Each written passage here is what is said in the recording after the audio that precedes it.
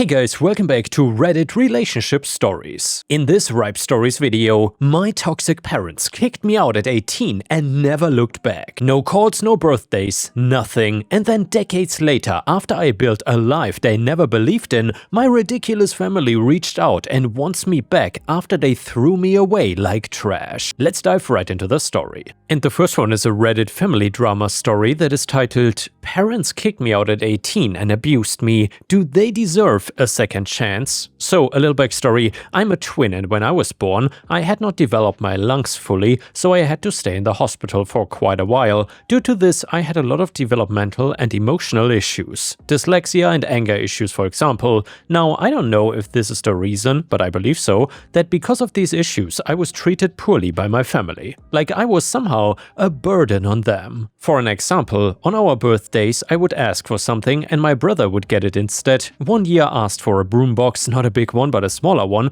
and they were all the hit in the 80s. Instead, my brother got it. Then Christmas came around, I asked for a remote-controlled car, my brother got one, and I was told due to funds I had to wait until after the 1st of the new year. It never happened, so basically I got nothing but clothes for Christmas. While my twin got toys, I tried for years to show that I was as good as my brother. He was always good at school while I of course struggled, and in 6th grade I worked hard to make sure I got good grades, all B's, which was good for me, and they said, "Oh nice, your brother got all A's though." I think it was at this point that I realized where I stood in life. I was just a roommate that they had to take care of, nothing more. So as a kid I figured that if I cannot get attention for positive things, then I will do whatever, and if I get in trouble at least they would be forced to pay attention to me. Not the brightest idea, I know, but when you are 11 to 12 years old, what do you expect? When I turned 18 shortly after graduating high school, I was met at the door with a bag of clothes. I was told that I had to go, that they did their job, and I needed to leave. I asked, what about my brother? And they stated that he was gonna be somebody as he was going to college where I struggled in school, so clearly I was just gonna be a bum.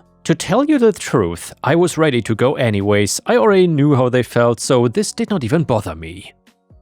I grabbed my bag, my mother tried to hug me, but I ignored it and walked out the door, never looking back. It took a while for me to get on my feet, nowhere to go, no place to sleep, not a penny to my name, but I had some friends to rely on, at least temporarily. Fast forward a few years and I meet my wife while I was working at a gas station. We just clicked and a few years later we got married. We built a home together, something I never really had growing up. Back in 2005 we then had a baby girl and 2 years later a boy. From my perspective, my life is not perfect. Family, home, a great job in IT. And that was until yesterday. I received a phone call from my mom telling me my dad passed away.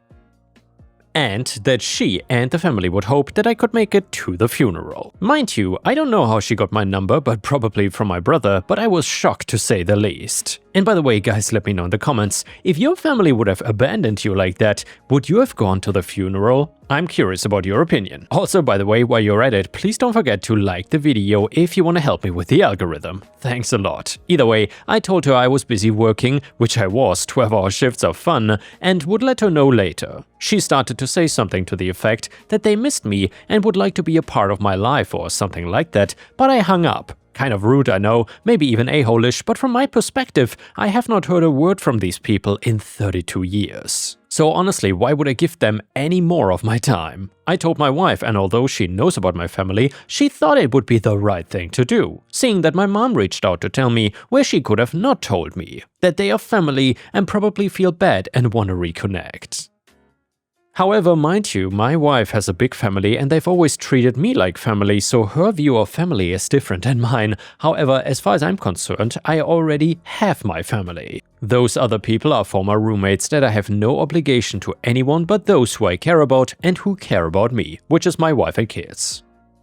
I get it, my wife loves me and is thinking of me and how I might regret not going. It just seems like they now know that dad is gone and life is short, so now guilt is creeping in and they don't want to die with that guilt. I mean, do I go at the wife's suggestion and be miserable being around people that I learned to let go of and not care about in order to look like a better person? Or do I stay home and continue to live my life, putting my own family first and ignoring those people? Guess asking those that have gone no contact with their family if they let them back in, and was it worth it? Or did it backfire backfire in your face, something you wouldn't ever do again or suggest to others. And by the way guys, judging by the stories from r/relationships that we have read so far, it's often not a good idea to let family that you have gone no contact with back into your life. It often really backfires. Anyway, let's see what OP has to say here. He further added, I live in Florida and they probably all still live in California, so that would be a long trip and not sure worth it. As far as my twin, we don't really talk, not that we hate each other, we just walk different paths in life. I get and send the occasional Christmas card, but that's really it. Unless some miracle happened, my mom probably is still the self-centered person she has always been, and she always wanted to be seen as the good person by family and friends. And now guys, we will read some of OP's comments that add some value to the story. Commenter number 1 said, your mom is not reconnecting out of any kind of desire or care about you. She probably has extended family who she's hidden this from, and she doesn't want to deal with questions about why you are not there, and that's probably something your wife doesn't understand about narcissists. It is never about anybody else but themselves. Whatever reason she has for contacting you, it is for her benefit, not yours. OP responded, damn, it feels like you know her. I'm glad to know I'm not the only one thinking this, and thanks for commenting. Then OP further said about his mom, that she is trying to take credits and doing everything right because of his life. OP said, knowing her the way I did back then, you're probably 1000% right. Most people like her don't change their colors. Is it true that because of then I learned the hard way? Sure is, but it wasn't the caring way. It was instead a cruel way to teach me. But I'm not a better person because of them. I'm a better person in spite of them. I worked my ass off to create the family I deserved, and I'll never give credit to anyone but myself and my wife. Another commenter said, they neglected and emotionally abused you all your life. Do what is best for you. Your wife cannot possibly understand this. OP responded, she doesn't and thinks it's hard for people who come from loving homes, families to understand bad ones. However, she's coming from a place of love, and for that I'm grateful to have such a caring wife. Another commenter said, usually when someone who ignored you for 32 years contacts you, they want something. Your mother didn't want you, she kicked you out the moment she could, and now she comes calling? She probably figured out that you are doing well for yourself and wants you to do something for her, or wants access to your kids. Either way, I would block the number. She is not worth it. OP responded, not gonna lie, I've had these thoughts too, if nothing more to save face in front of others. As far as my kids, they've gone this long without her, so they are not missing anything. My wife's parents and family, however, are awesome to them and spoil them too much, I think, but that could just be the dad in me.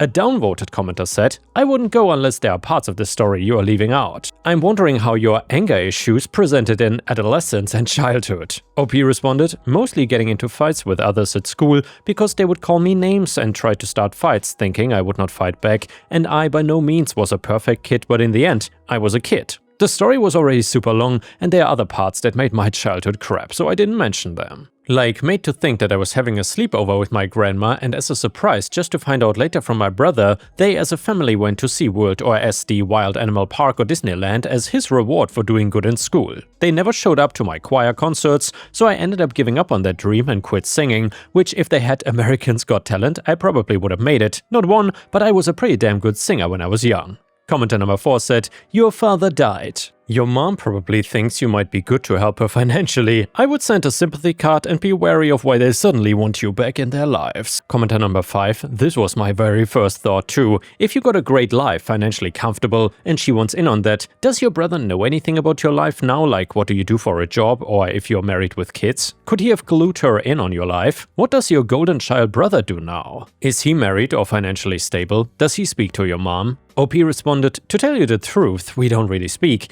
We sent the occasional Christmas card, maybe a happy birthday message, but nothing really more than that. Again, he's not a bad guy, we just took different paths in life, and the way he was treated versus me, I know that he knows what is right, but again, as kids you cannot really do much about it. I know he has a good job, is married with no kids, so that might be the way my mom wants to fix things.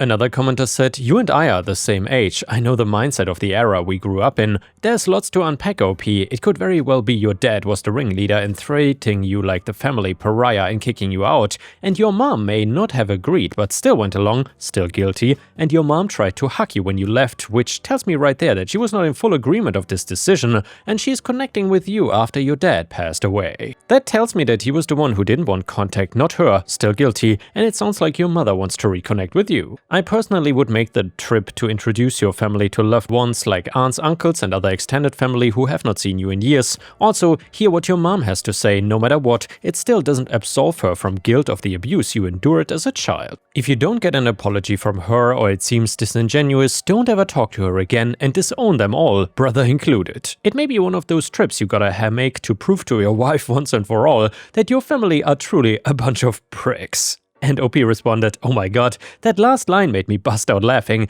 Actually, their house was more of a matriarchy. My dad was a quiet kind of guy and always allowed my mom to be the boss. I guess people nowadays would call him a beta or a doormat, and he may have been. But he never truly stood up for me. A lot of the neglect came from her and he just stood by and let it happen. I think her trying to hug me was her way of making it about her." And now guys, let's read the update to the story. So first of all, I tried my best to respond to as many comments as possible as they came in, but after signing out to cook dinner and spend time with the family, I came back and there were hundreds of comments. So I sat with my wife and we went through the comments together so she could get a better understanding of where I was coming from, and although some were a little brutal, she actually understood and apologized for overstepping. I reassured her that her heart was in the right place and nothing to be sorry for. Fourth, at the suggestion of someone who posted, "Sorry, lost your name in the vast comments," that I contact my brother, and I did just that. And now another update to the story. Okay folks, I hope you're ready for this crap show of karma that is about to unfold. Strap in and hold on. So I called my brother to talk to him, and I asked him if he had time to talk, and he did. I asked him if he gave my number to his mom, and he mentioned he did. He thought it would be better to hear about our dad's death from mom than from him. I asked him why I would want to hear from someone who kicked me out at 18 and never heard from in 32 years. He was shocked and he told me that mom said that I could stay but I had to pay rent, but that I told them that I would never pay rent and then left on my own. As others said in my OP, narcissistic people do and say things to make it about them and make themselves look better. I cannot really be surprised here at this, to tell you the truth. This is exactly who she was back then and even now. It makes me look like the bad apple and her/them as the ones who never do any wrong. So we had a good talk. Never getting that sibling twin bond back, but we did agree to try and at least catch up more instead of Christmas cards and birthday messages. Like I said in my OP, he's not a bad guy, we just walk different paths. So then I asked him why mom wants to reconnect and why she wants me at the funeral, and you guys were right. It turns out that they spent everything they had their entire lives trying to live like the Jones. Now that dad is gone, she has nothing to her name. No savings, just a small amount of SS per month and a small portion of my dad's pension, living in a small trailer. They heard that I actually became somebody, and she was telling others that I couldn't wait to see me at the funeral. She was hoping I would bring my kids so she could see her grandchildren, and she actually told my brother that I would be coming. What the hell? And was hoping that we could fix our relationship. So I'm guessing that she could start asking for money. And as many of you said she would do, seeing she's dirt poor now, I informed him, and after thinking about it, mostly listening to you guys, that I would not be attending, and at no time did I tell his mom that I was coming. I feel bad that my dad is dead, but I already mourned them years ago. I'm at peace with myself, and his/her deaths are and will be no different than that of a stranger. That I feel it won't be for me if I go, it will be for his mom and making her look good. I'm not interested in doing anything for her. They wrote me off 32 years ago, and I'm in a way better place without her toxicity, narcissism and lies. I gotta give him credit though, he was not a jerk about it, he understood where I was coming from, and I told him, if anyone asks why I'm not there, to tell them the truth or lie. At this point in my life, my immediate family is more important than people who have been absent from my life for 32 years, so don't really care what he tells them. As far as his mom, I'll be staying no contact and blocking the number that she called me from. My wife and I both agreed that it's best for me and our family.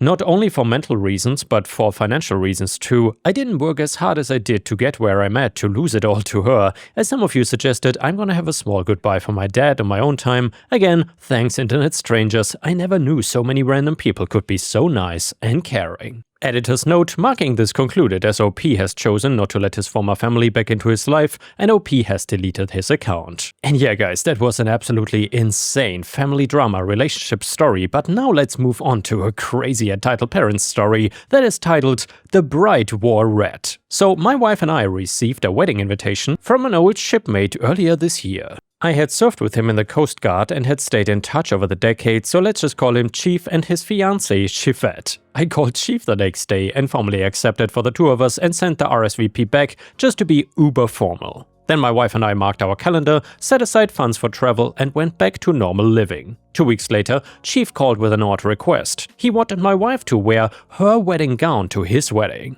Long story short, they'd found out that the Chifette's mother intended to wear her wedding gown to her daughter's wedding, and instead of making a fight out of it, they were asking all the guests, well, the female guests, I have no idea what would have happened if I turned up on a wedding dress, to at least wear white, if not an actual wedding dress. And my wife was delighted. She could still fit into her dress, and as she put it, when will I get another chance to wear this silly thing? So the date came, we showed up, me in a nice suit and my love in her dress, and walked into a room chock full of women in white. The plan was that we would all walk into the chapel when the preacher was ready, but Chifette wanted us all in this room when her mom showed up. I joined the chief outside the main doors and watched as his future mother-in-law exited her car in an explosion of white tulle. She was wearing something that would have suited a Disney princess, but she marched up to us like a marine storming a beachfront, clearly expecting resistance, if not rejection. The chief simply welcomed her warmly and held the door for her and his future father-in-law, who had the grace to look ashamed. She strutted into the room, nose in the air, and then froze, staring at 20 or so women all wearing white and most wearing gowns as fancy as hers. I don't know what Chief expected, but he seemed surprised at her meltdown. The woman started screaming at everyone, calling them out on how shameful they were to wear white to her daughter's wedding and how they all had to leave now. Her husband quietly pointed out that she herself was wearing a wedding gown to her daughter's wedding. "That's different, damn it, I'm her mom." When she discovered that the bride had specifically requested the women to wear white, she deflated like a punctured beach ball. Moments later, the music started, the doors opened, and we all entered the chapel.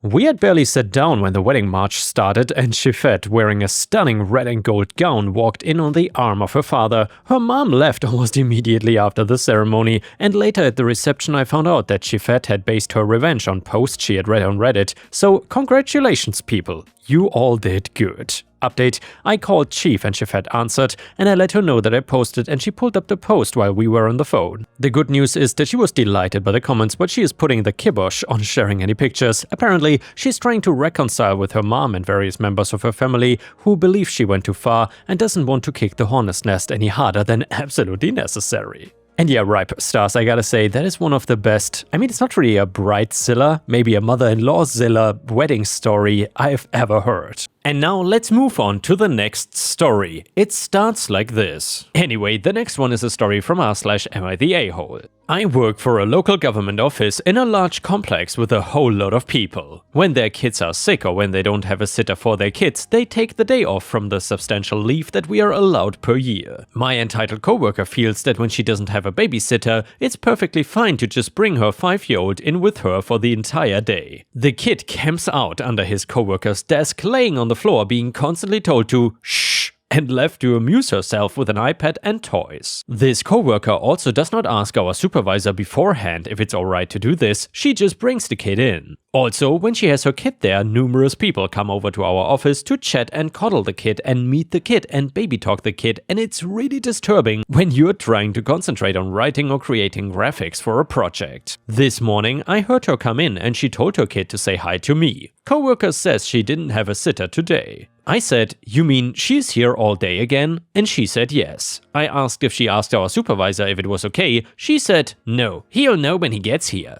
I told her that the office is not a daycare center and she should use the leave she has to stay home and watch her kid. All day she's been whispering to people about how I am an a-hole to telling her this and how I don't like kids. However, the truth is I love kids, just not in the office all damn day. So, Ripestars, is OP the a-hole here? Let us know in the comments. A person on Reddit quickly said, "Not the a-hole." People in my office do this too, especially in the summer. They're usually not loud, but they always take up one of our few conference rooms for the day. It's annoying, rude, and unprofessional. It should not be tolerated in any workplace. If you're in a position to actually say something, then good on you for doing it. Comment number 2, everyone sucks here. She is inconsiderate, but if it's been bothering you, you should have raised the issue with your boss before it ever got to this point. Edit, I'm tired of people responding who seem to think I'm saying going to the boss should have been her first course of action. Yes, obviously the first thing she should have done was go directly to her coworker and talk about it, calmly, rationally and professionally.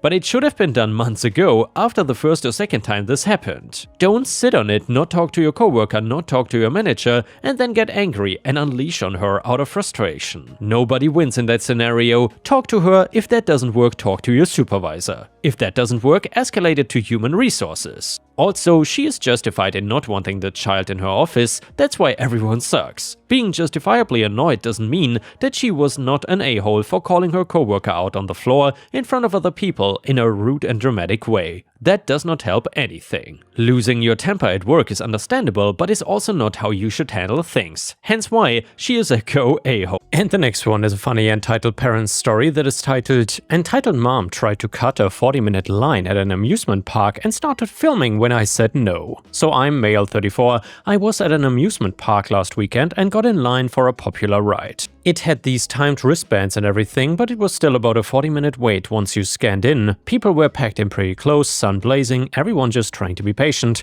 About 20 minutes in, this mom shows up with what looked like her whole crew, dad, 2 older kids and a toddler, and she starts weaving along the side of the queue doing the whole excuse me" routine. The toddler is an ice cream that is melting fast and dripping on people's shoes as they shuffle forward. She then stops right next to me and says loud enough for everyone to hear, "Can we just squeeze in front of you? Our little one is overheating, he's so hot, we cannot stand here." I told her pretty calmly, "Sorry, no, we've all been waiting." She immediately switches tone and goes, "Wow, so you would rather a small child suffer than let a family go ahead? That's disgusting." Then she really pulls out her phone and starts recording me, pointing it at my face like she's about to get me cancelled. Dad stands behind her doing the silent shrug like he's not involved. Meanwhile, the toddler is licking ice cream and smearing it on the rail. A couple people behind me started muttering, and one guy said, "Lady, get to the back." And she snapped, "Mind your business." She tried to step forward anyway, like physically move past me, and I just held my spot and said, "No, go to the back." She kept filming and saying, "This man is bullying a mom," until a staff member noticed a commotion. Security came over, asked what was going on, and she tried the same speech once again, plus showed her phone